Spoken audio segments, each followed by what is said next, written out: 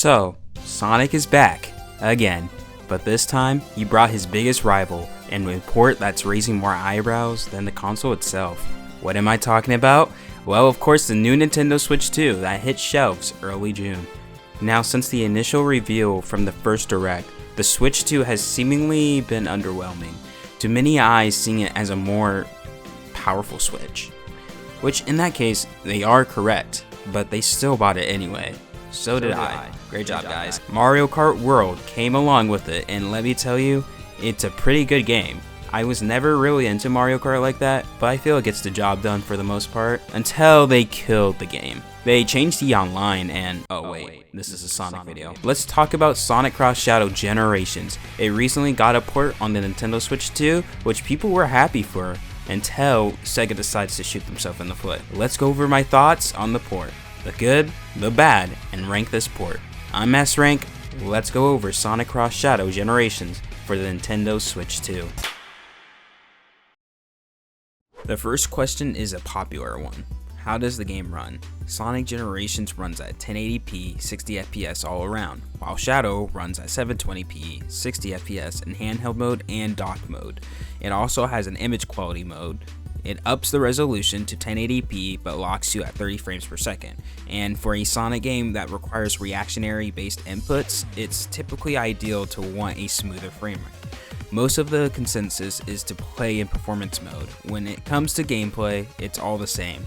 It's the same game you're getting since 2024 or 2011, but there is one issue. You see, for the base Switch version, there is a dead zone issue in Shadow Generations.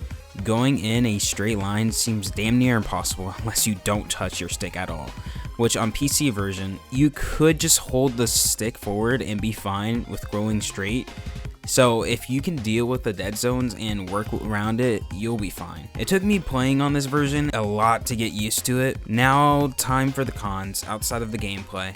Remember what I said about SEGA shooting themselves in the foot?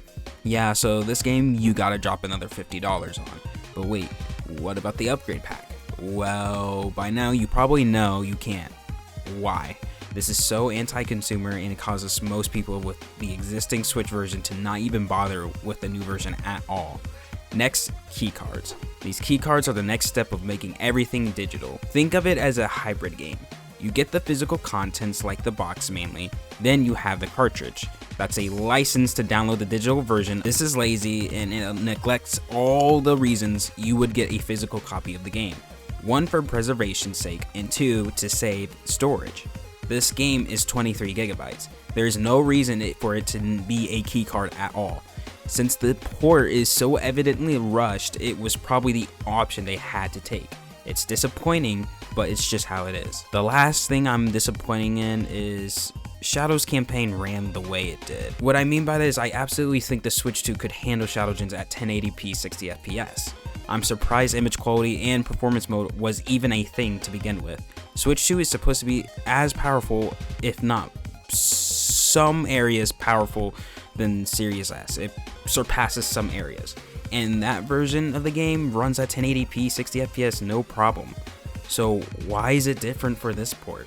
The best answer is, again, the port was rushed and they wanted to play it safe without optimizing it further. Again, disappointing. Is the port worth it? Well, I would say only if you don't have the existing Switch 1 copy of the game and can't play it portably.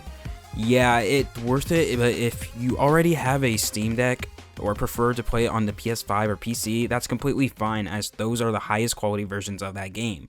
Only really pick this version up if you plan on playing it portably. Shadow Generations looks 10 times more better on handheld than docked if you ask me. Since we're coming up on the end of this video, I want to talk about the future of Sonic games on Switch 2.